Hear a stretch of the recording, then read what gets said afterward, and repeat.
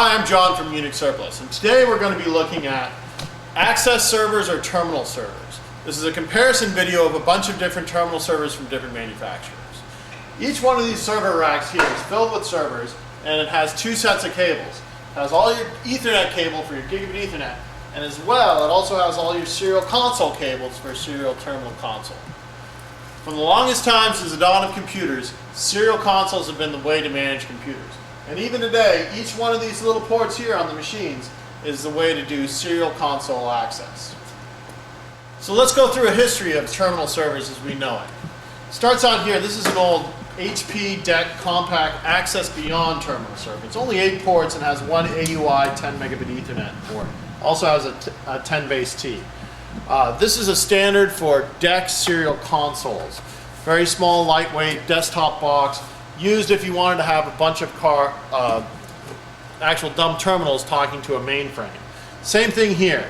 This is a Digi card right here. This is commonly used. It's a breakout cable where you get 8 RS-232 serial ports. You can see all the resistors here if you short out any of those ports.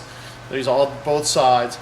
It also supports long-range differential serial if you want to go to serial terminals. This here is another good classic one. This is used by Sun right now. It's a Nortel Networks Annex. Nortel became Bay Networks for the longest time ago. Annex was an original terminal server manufacturer. Again, you see an Ethernet port here with an RJ45 option, AUI, so you can go if you need optical or any other transceivers, and about 8 ports. Okay. Modern day terminal servers, this is the Digi, came out with a newer unit right here. This is an Etherlite 32, still 10 megabit, so it's the newer version of these older 10 megabit units here. You can see here just 110 volts on the back. It's a smaller form factor, it's not even 19 inches wide. But this has 32 ports, so it was a higher port density than the others. Now we get into modern stuff. Cyclodes here, this is a Cyclodes TS3000. It's a half depth, 19 inch rack.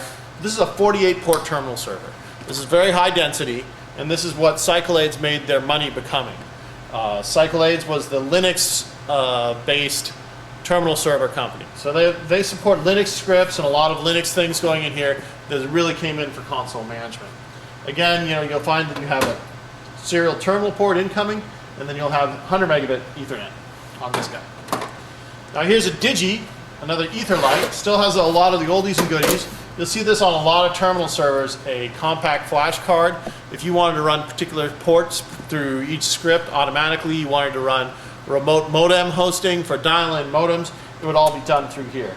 Again, the Digi is nice because it has a bunch of serial port LEDs right here for link. It's very economical. These are very inexpensive, the Digis. You have serial console and fast Ethernet. 32 ports. What everybody likes about the Digis is because it's from the dated days of one of these old Windows management cards. They have a great Windows management software. That Windows management software allows you to see each one of these serial ports through Windows and then connect to it virtually. Lastly, here's the current, what everybody likes for CCNA people. This is like an old Cisco 2500. Ancient, still has an AUI, and we have here to a 10 megabit Ethernet connection, AC power, serial console, and these are the Hydra cables or the Octopus cables that Cisco came with. This is really the new technology that Cisco came out with to make a new type of Ethernet port that had a different pinout through the RJ45. This is very popular with anybody doing CCNA labs that needs management because it's all Cisco and it's all iOS based. You can see here's the asynchronous 8 port cable right here.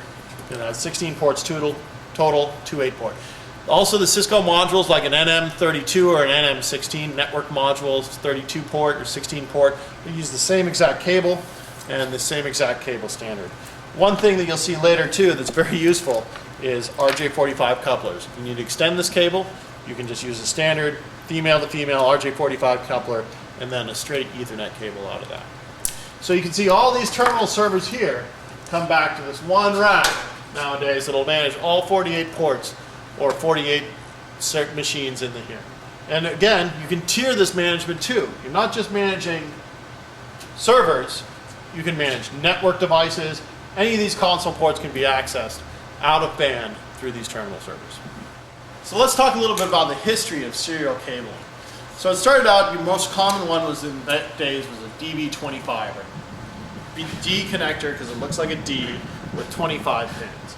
Most of the terminal servers, to get that density, couldn't fit a bunch of DB25 connectors. So what they were going to is these 8-pin. This is in the Nortel Annex. This is a very special cable with a proprietary pinout that goes to the DB25. One common thing you'll find over here is a cable tester. And we still use this to this day. The cable tester, what it does is it shows you all the different connectors you could possibly have. 25 pin, 9 pin, you have up here RJ45, coax, even printer cables, old Centronics. But what it shows you here is what pins are connected to what and what connectors are active.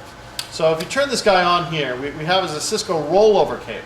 And what rollover meant is that pin 1 was connected to pin 8. And you can see here in our tester, as it goes down, the other one goes up. This is the shield, it's not actually a pin, but what it's measuring is the cross connectivity, or everything is cross connected for a rollover cable. This is the old style look of a Cisco rollover cable right here. It's usually this light blue color, and that's a Cisco cable standard. All this cabling is so confusing that manufacturers now to this day put exactly what the pinout of this RJ45 cable is.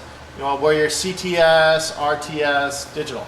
These here, the Digis use the same pinout as Cisco on each of the parts. Cyclodes still does something, but they still have a few different pins later, and they don't have any markings on here, so you have to look it up for what the cabling is. So let's turn on a terminal server and see what we're going to get. A lot of the terminal servers have different reset passwords, and it's all explained in the manuals. Manuals are really, really complicated for most of these machines. If you look here, we have it up right now in PDF. Right now, here's a 454-page manual for the Cyclodes. Shows here what you're going to normally see with a configuration wizard here that comes up, so you can automatically set if you want DHCP, fixed asset, etc., etc. Very similar to Cisco with a lot of route add commands and everything else. Cyclodes is very popular. It's also has a Windows application that you can see with the Cyclodes that'll tell you what it's going to be there. Other thing is that it's very Linux central with the Cyclodes, so you can delete root passwords or create root accounts, and that's why the Cyclodes is really popular. So let's just step through what we're going to see on a Cyclodes boot right over here, right now. So it comes on over here and we have our login, tells you how much RAM it is here, some things that you're going to notice here that just tells you all the IP address, all the ports and what IDE, what is configured for TCP/IP, etc. Goes through all the different ports and tells you what it's configured for, etc. and what the UART of that on a Cyclodes boot banner. Some other things that pop up right off the top of things is you get here, like PPP or SLIP, Serial Link Interprint Protocol. That's if you wanted to emulate IP over serial links, if you want to emulate an Ethernet connection over anything. PPP is the same thing, point-to-point tunneling, other things too. Typically the console login here is root, and then TS Linux is the password for the Cyclodes. But that's pretty much a tour of our terminal servers we have here. This is the Cyclodes we looked at here. Other things that are pretty common too is you'd also need to know about serial breaks when you're breaking in here to do password resets. A lot of the machines will have a button. If you want to do a factory default, hit the button, turn the power on, power cycle the unit while holding the button down. That's a common way to also do password resets. So that's kind of a comparison. You get to see a lot of the hardware we have here. All these types of terminal servers available to be ordered at unixsurplus.com or by calling us at 877-UNIX-123.